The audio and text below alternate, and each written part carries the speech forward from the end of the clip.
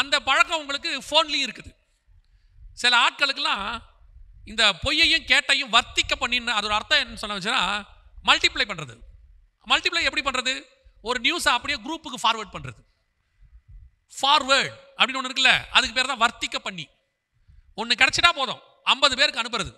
அது உண்மையா பொய்யா ஒன்றும் பார்க்கறது கிடையாது, அவ்வளோதான். அதுவும் ஊழியக்காரங்களை பற்றி ஏதாவது வந்துருச்சுன்னு வச்சுங்க, இமிடியட் ஃபார்வர்ட் பண்ணுறதுக்குன்னே ஒரு குரூப் இருக்கு.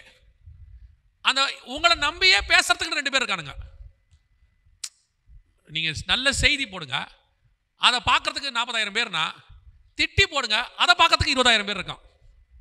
ஏன், என்ன காரணம்? அதில் உண்மையா பொய்யா ஒன்றும் தெரியாது, ஒன்றுமே தெரியாது. மொத்தம் போட்டிருக்கான் எம்டி ஜெகன் BMW வாங்கிட்டாருன்னு. என் பையன் கேட்டான், என்ன காரையை காணும் அப்படின்றான். அவனை பொறுத்த வரைக்கும் என்ன நியூஸ், அவ்வளோதான். ஏதோ ஒன்று போட்டுக்கிட்டே இருக்கணும், டெய்லி போட்டுக்கிட்டே இருக்கணும். அதுக்கு மூல காரணம் யாருன்னா இந்த ஃபார்வர்ட் பண்ணுற ஆட்கள். அப்படியே உடனே ஃபார்வர்ட், உடனே ஃபார்வர்ட், உடனே ஃபார்வர்ட். நல்லா தெரிஞ்சுக்கொள்ளுங்க, பொய் சொல்கிறவனுக்கு என்ன தண்டனை உண்டோ அதே தண்டனை ஃபார்வர்ட் பண்ணுறவனுக்கும் உண்டு. ஏன்னா நீ கேட்டை வர்த்திக்க பண்ணுறவன், அவன் கேடும் பொய்யும் சொன்னவன், நீ வர்த்திக்க பண்ணுறவன். நீங்கள் ஏதோ நான் தெரியாம தான் பண்ணிட்டேன்லாம் சொல்லாதீங்க. இந்த முதல்ல வாட்ஸ்அப்பில் ஃபார்வர்ட் பண்ண ஆள் யார் சொல்லுங்க?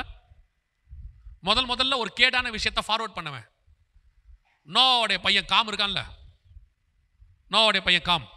அவன் தான் போய் உள்ள ஒரு நியூஸை பார்த்தான். பார்த்த உடனே 2 பேருக்கு ஃபார்வர்ட் பண்ணிட்டான். இப்போ கேட்டவன் மாட்டினானா சொன்னவன் மாட்டினானா? கேட்டவன் மாட்டல, அதை ஃபார்வர்ட் பண்ணால ஒருத்தன், அவன் தான் மாட்டான். இதோட பெரிய கொடுமை என்ன தெரியுமா? அவன் போய் பார்த்தான்ல, அவனுக்கும் ஒன்றும் பிரச்சனை இல்லை, நோவாவுக்கும் ப்ராப்ளம் இல்லை, சேம் வியாபாரத்துக்கும் பிரச்சனை இல்லை. இந்த ஃபார்வர்ட் பண்ண பாருங்க, அவன் மட்டும்தான் மாட்டி, அவன் மட்டும் இல்லை, அவன் சந்ததியே சபிக்கப்பட்டு போச்சு. இன்னைக்கு கடைசி காலத்தில் நீங்க புரியாம ஒரு வேலை செஞ்சுட்டு இருக்கிறீங்க. உங்களை ஃபார்வர்ட் கர்த்தர் பண்ண சொன்னது ஒன்னே ஒன்று தான், நீங்கள் போய் சகல ஜாதிகளுக்கும் சுவிசேஷத்தை பிரசங்கிங்கள்னு சொன்னார். நீங்க அதை சொல்றதுக்கு கூச்சம் இல்லை, நம்ம சொன்னா அவங்க கேட்க மாட்டாங்க, அது எப்படி, அவங்க ஒரு மாதிரி நினைப்பாங்க, அதை சொல்றதுக்கு கூச்சம்.